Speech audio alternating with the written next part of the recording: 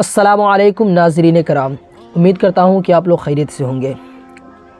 ناظرین، بہت سے دوست احباب یہ گزارش کیے ہیں کہ آپ حضرت سے یہ سوال کیجئے گا کہ خودکشی کرنا اسلام میں کیسا ہے، اس لیے کہ ابھی ہمارے علاقے میں 2 معاملے ایسے سامنے آئے ہیں، تو میں چاہوں گا کہ حضرت اس بارے میں ارشاد فرمائیے کہ خودکشی کرنا اسلام میں کیسا ہے، اور کیا خودکشی کرنے والوں کے لیے دعائے مغفرت و بخشش کی جا سکتی ہے۔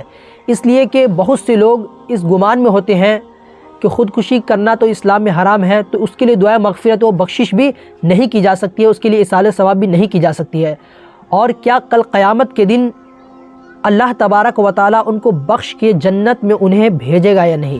اس حوالے سے آپ گفتگو کیجئے اور بتائیے کہ اسلام میں خودکشی کرنا کیسا ہے۔ بسم اللہ الرحمن الرحیم۔ جیسا کہ سوال کیا گیا ہے کہ اسلام میں خودکشی کرنا کیسا ہے، کیا جو شخص خودکشی کرتا ہے اس کے جنازہ میں شریک ہوں گے یا نہیں، اس کے لیے دعائے مغفرت کر سکتے ہیں یا نہیں، اور کیا اللہ تعالیٰ اسے معاف فرمائے گا، اسے جنت الفردوس میں مقام عطا فرمائے گا۔ تو آئیے دیکھتے ہیں کہ سب سے پہلے اسلام میں خودکشی کرنا حرام ہے، یہ گناہ کبیرہ ہے، بہت بڑا گناہ ہے۔ اللہ رب العزت اپنے مقدس کلام میں ارشاد فرماتا ہے کہ اللہ تعالیٰ کے سوا اگر کوئی بندہ کسی کو شریک ٹھہراتا ہے تو وہ گناہ اللہ تعالیٰ معاف نہیں فرمائے گا۔ اس کے بعد اگر کوئی بندہ کتنا بڑا گناہ کیوں نہ کر لے، اللہ تعالیٰ اپنے فضل و کرم سے معاف فرمائے گا۔ فقہ حنفی کے نزدیک اگر کوئی بندہ خودکشی کرتا ہے اور حلال سمجھ کر نہیں کرتا ہے تو وہ گناہ کبیرہ کا مرتکب ہوتا ہے، وہ گناہ کبیرہ کرتا ہے، بہت بڑا گناہ ہے۔ بندے کو ایسا نہیں کرنا چاہیے، لیکن آج کل ٹینشن کی وجہ سے یا آپس کچھ معاملے کی وجہ سے انسان کا دل و دماغ بیٹھ جاتا ہے اور اسے کچھ سمجھ میں نہیں آتی کہ وہ کیا کریں، اور ایسے حالت میں نوجوان یا کوئی بھی شخص خودکشی کرنے پر مجبور ہوتا ہے۔ تو اگر کوئی بندہ خودکشی کرتا ہے، وہ گناہ کبیرہ کرتا ہے، اسے اس کا عذاب دیا جائے گا، اسے اس کا گناہ دیا جائے گا۔ اب خودکشی کرنے والوں کے ساتھ کیا معاملہ ہوتا ہے؟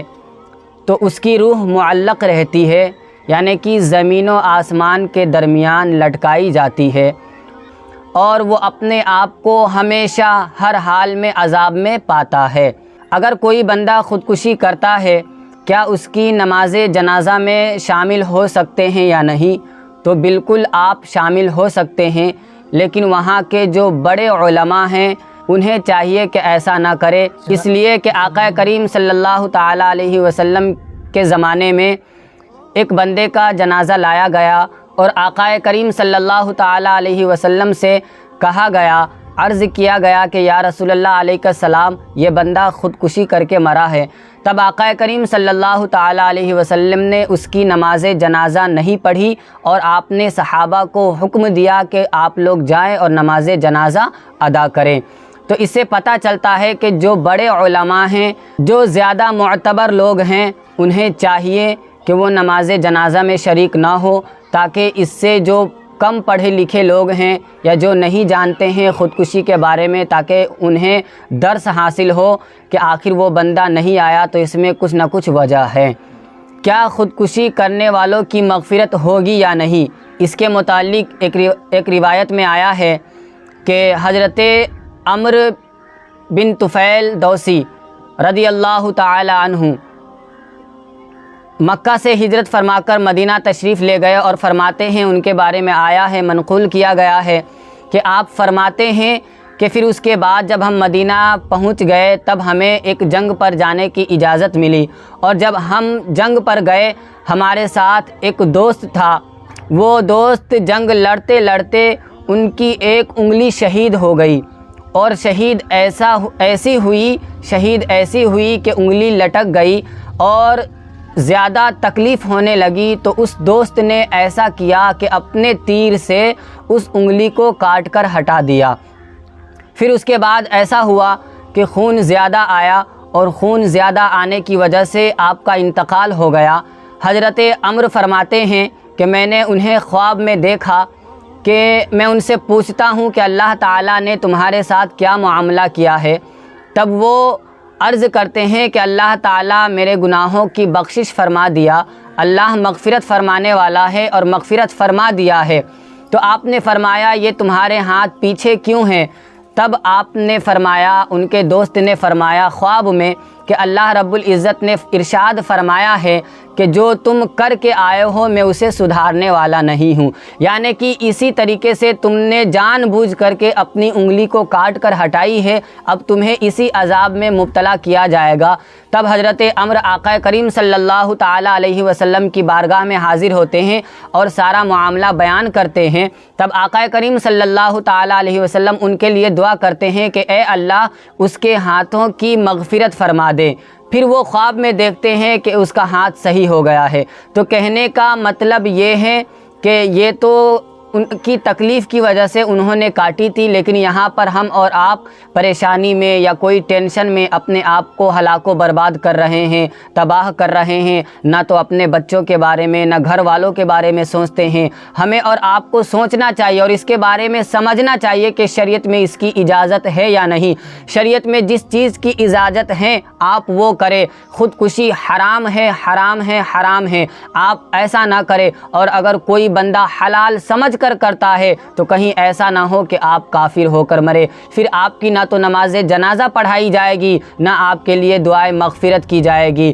ہاں اگر کوئی بندہ زیادہ ٹینشن میں ہے اور خودکشی کر لیتا ہے کم علمی کی وجہ سے، کم عقلی کی وجہ سے، تو اس کے لیے آپ دعائے مغفرت کر سکتے ہیں اور اللہ تعالیٰ سے امید رکھنی چاہیے کہ کوئی بندہ ایسا فعل نہ کرے۔ لیکن اگر کوئی بندہ کر چکا ہے اپنی ناسمجھ کی وجہ سے تو ہم اور آپ ان کے لیے دعائے بخشش و مغفرت کریں۔ کیا اللہ رب العزت اسے جنت میں مقام عطا فرمائے گا؟ تو آئیے دیکھتے ہیں قرآن پاک میں جیسا کہ آیا ہے کہ اللہ رب العزت اگر چاہے اپنی رحمت سے، اپنی عطا سے، تو شرک کے علاوہ تمام گناہوں کی بخشش و مغفرت فرمائے گا۔ اور خودکشی کرنا حرام ہے، یہ گناہ کبیرہ ہے۔ بے شک ہم اور آپ جانتے ہیں کہ یہ گناہ کبیرہ ہیں، لیکن اللہ کی رحمت سے امید رکھنی چاہیے۔ اگر کوئی بندہ خودکشی کر کے مرتا ہے اور اس کا اگر کسی کا یہ سوال ہے کہ کیا اللہ رب العزت اسے جنت میں مقام عطا فرمائے گا، تو ہمیں اس بات پر عقیدہ اور ایمان رکھنا چاہیے کہ بے شک اللہ رب العزت اپنی رحمت سے اسے معاف فرمائے گا اور اسے جنت الفردوس میں مقام عطا فرمائے گا۔